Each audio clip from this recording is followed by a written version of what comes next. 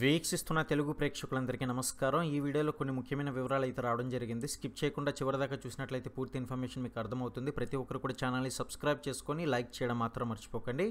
ఇక ఆంధ్రప్రదేశ్ ప్రభుత్వ ఉపాధ్యాయుల బదిలీల అంశంపై ఫోకస్ అయితే పెట్టింది. ఏపీ పాఠశాల విద్యాశాఖ డైరెక్టర్ ఉపాధ్యాయ సంఘాలతో నిర్వహించిన సమావేశంలో చర్చ అనేది జరిగిందనమాట. ఉపాధ్యాయులు 8 ఏళ్ల సర్వీసు పూర్తి కాకుండా అభ్యర్థన బదిలీలు అలాగే పరస్పర బదిలీ కింద పాఠశాల మారిన వారిని పాత స్కూల్లో ఉన్నట్లే పరిగణించాలని నిర్ణయించారు. ఇక పాత స్కూల్ నుంచి సర్వీసు లెక్కించి 8 ఏళ్లు పూర్తయ్యాక తప్పనిసరిగా బదిలీ అయితే చేస్తారు. రాష్ట్ర వ్యాప్తంగా ఉపాధ్యాయులు సర్వీసు వివరాలను ఆన్లైన్లో నమోదైతే చేస్తున్నారన్నమాట. ఈ యొక్క ప్రక్రియ పూర్తయినందున త్వరలో సీనియారిటీ జాబితాను ప్రాథమికంగా విడుదలైతే చేయనున్నారు.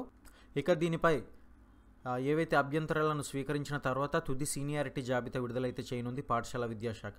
ఏపీ ప్రభుత్వం కొత్తగా తీసుకొస్తున్న ఉపాధ్యాయుల బదిలీల చట్టంపై మరోసారి అభిప్రాయాలు అలాగే సూచనలు స్వీకరించిన తర్వాత అసెంబ్లీకి ముసాయిదాను తీసుకురావాలని అయితే భావిస్తున్నారు. ఇకపోతే రాష్ట్ర వ్యాప్తంగా కూడా స్కూల్లో పీఈటీ పీడీలు పాఠశాల స్పోర్ట్స్ కాకుండా మరే ఇతర కార్యక్రమాల నిర్వహణకు డిప్యూటేషన్లపై వెళ్ళడానికి వీలు లేకుండా ఆదేశాలు అయితే జారీ చేయనున్నారు. ఇక వీరు స్కూళ్ళల్లోనే విధులు నిర్వహించేలా మార్గదర్శకాలు అయితే జారీ చేస్తారు.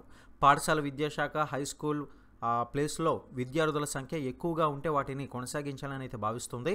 అలాగే మరో 10 రోజుల్లో విద్యార్థుల సంఖ్య తక్కువగా ఉన్న వాటిని ఏం చేయాలనే అంశంపై నిర్ణయం అయితే తీసుకుంటారు. మొత్తం మీద కూడా పాఠశాల విద్యాశాఖ టీచర్ల బదిలీలపై ఫోకస్ అనేది పెట్టడం జరిగింది. ఆంధ్రప్రదేశ్ ప్రభుత్వం మరో కీలక నిర్ణయం తీసుకుందనమాట. ఇకపై ప్రతి నెల కూడా 3వ శనివారం స్కూల్ కాంప్లెక్స్ సమావేశాలను నిర్వహించాలని అయితే నిర్ణయించింది. 3వ శనివారం మధ్యాహ్నం 1 గంట నుంచి 5 గంటల వరకు కూడా ఈ యొక్క సమావేశం అయితే నిర్వహిస్తారు. ఇక ఉపాధ్యాయులందరూ కూడా హాజరు కావాలని పాఠశాల విద్యాశాఖ ఆదేశాలు అయితే జారీ చేసింది.